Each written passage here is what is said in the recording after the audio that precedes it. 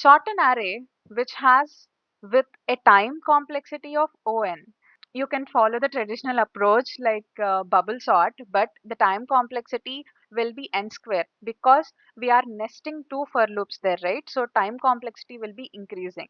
But now we want only the time complexity should be n. So here I am suggesting an approach called counting sort.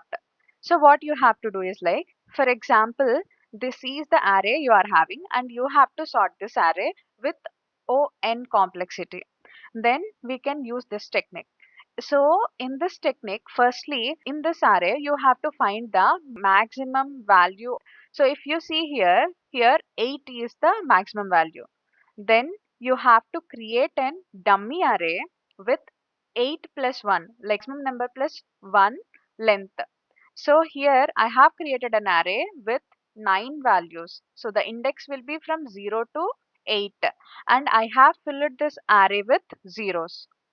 Now what we have to do is like, now we have to send the each value to the index. So for example, the first value of our main array is 4. Now what we have to do is like, the fourth index value we have to keep 1. Next 2, and then the second index will be 1, again 2. What we will be doing, like we are increasing the second index value to 2. So now literally what we are doing is like, we are considering the index values as the main values and we are filling the count array with the frequency of that value. Finally we got this array as count. Now it is simple, right? So we have to check whether the value is there or not. So if it is 1, we will be pushing this value, that index value, to one dummy array. If it is 2, 2 times we have to push it to the dummy array. That's it. Then we can sort the array. So this is how you can sort the array with on complexity.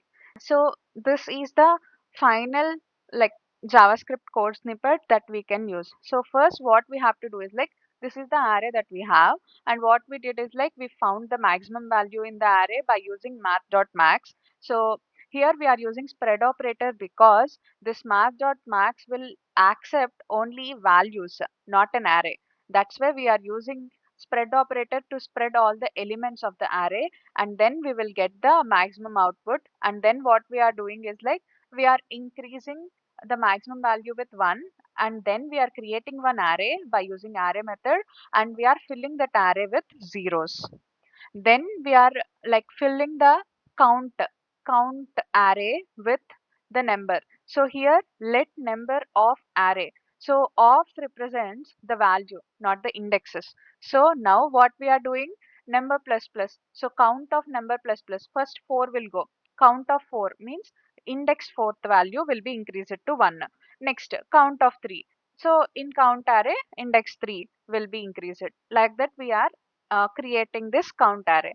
Then what we are doing is like, we have taken one empty array, that is result, and we have taken one for loop, and we are like going through this count array, and then if the count is greater than 0, then we are pushing it to the result array, and then we have to decrease the count value. So like this we will get the sorted array into the result.